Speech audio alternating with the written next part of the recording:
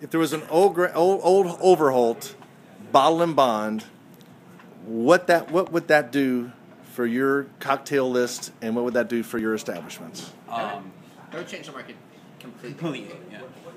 By the way, it would change the market so much that I've had people from Australia go, that would change the market completely. It would change what we put in our drinks, our Sazeracs, when rye whiskey comes into play, period. It would completely change cocktail list all over the world, from wherever you release it. Hands down, no joke.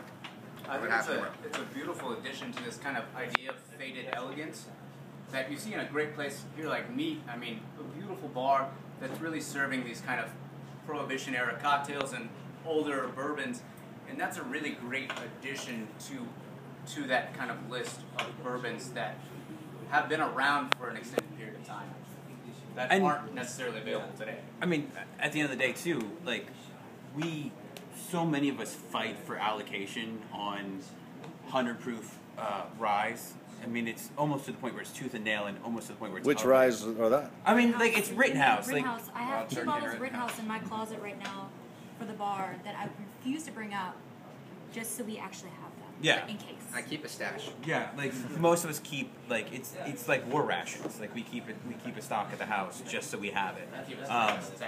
You know, Wild Turkey, you'll have they have their 101 that comes out that's allocated. It goes away right away. Rittenhouse, if you're lucky to be on the list to get it, the few bottles you do get, like Marie says, you never bring out. It's just you have.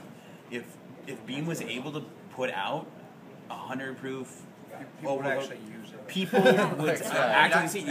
It would be another one of the products that again would sell out at the end of the year. Would you pay $19.99 a bottle for something like that? I would pay $19.99. The first time I tasted Old Overholt, I took a sip of it and I was like, I wish this was 100. Yeah, like because I loved it, but I just want.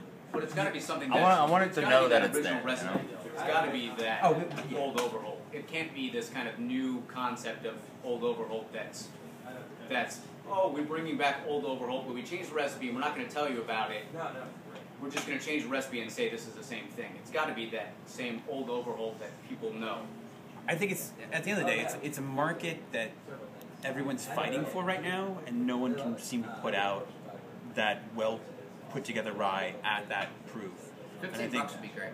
I mean, like, you don't own a bar, though. What's a fair price for a? We pay $20 roughly, like just under $20 for all of our 100 proof fries. Like, and when I say all of them, we only really buy Wild Turkey 101, and we buy Rittenhouse. They're the only 2 we really use. You know, I think we're in a different market here in Louisville, and we pay certain prices. But if it was priced sort of for our market around the $20 range, it'd be perfect. I hope that San Francisco and New York and Chicago, God bless, have to pay a whole lot more for it. And I think they will.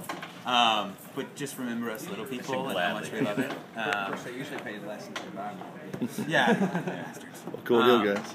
Well, that's about all I need. Good.